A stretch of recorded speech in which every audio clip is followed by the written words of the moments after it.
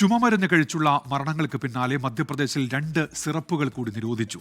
റിലൈഫ്, റെസ്പി fresh എന്നീ ചുമമരുന്നുകളാണ് നിരോധിച്ചത്. ഇത് രണ്ട് മരുന്നിലും ഉയർന്ന അളവിൽ ഡൈ എത്തിലീൻ ഗ്ലൈക്കോൾ കണ്ടെത്തി.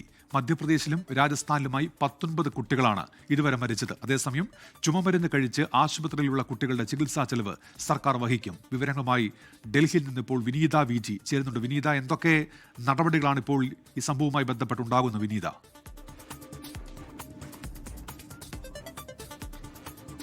ഉന്മേഷ്, ചുമമരുന്ന് കഴിച്ച ഈ കുട്ടികൾ മരണപ്പെട്ടതിന് പിന്നാലെ ആരോഗ്യ മന്ത്രാലയം കൂടുതൽ നിരീക്ഷണം ശക്തമാക്കിയിരിക്കുകയാണ്. അത് സംസ്ഥാന തലങ്ങളിലേക്കും സമാനമായിട്ടുള്ള നിരീക്ഷണം വേണമെന്നുള്ളത് തന്നെയാണ് ഏറ്റവും പ്രധാനപ്പെട്ട നിർദ്ദേശം. അതിന്റെ കൂടി ഭാഗമായാണ് ഇന്ന് മധ്യപ്രദേശിൽ 2 മരുന്നുകൾ കൂടി നിരോധിച്ചിരിക്കുന്നത്. ഉന്മേഷ് സൂചിപ്പിച്ചതുപോലെ തന്നെ റീലൈഫ്, ഒപ്പം തന്നെ റെസ്പി ഫ്രഷ് എന്നിങ്ങനെയുള്ള 2 മരുന്നുകൾക്കാണ് നിരോധനം ഏർപ്പെടുത്തിയിരിക്കുന്നത്.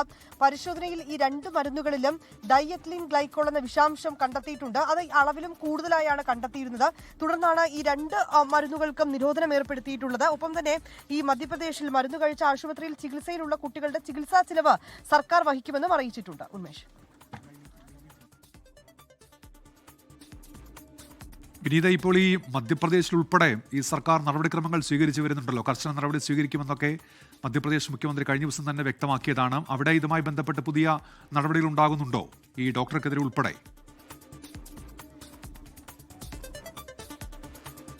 തീർച്ചയായും ഉന്മേഷ്, ഇതുമായി ബന്ധപ്പെട്ടുകൊണ്ടുള്ള നടപടികൾ എല്ലാ സംസ്ഥാനങ്ങളിലും പുരോഗമിക്കുകയാണ്. ഇതിനോടകം തന്നെ കേരളം, കർണാടക, തെലങ്കാന ഉൾപ്പെടെയുള്ള സംസ്ഥാനങ്ങളിലൊക്കെ തന്നെ, മഹാരാഷ്ട്രയിലൊക്കെ തന്നെ ഈ മരുന്നിന് നിരോധനം ഏർപ്പെടുത്തിയിട്ടുണ്ടായിരുന്നു.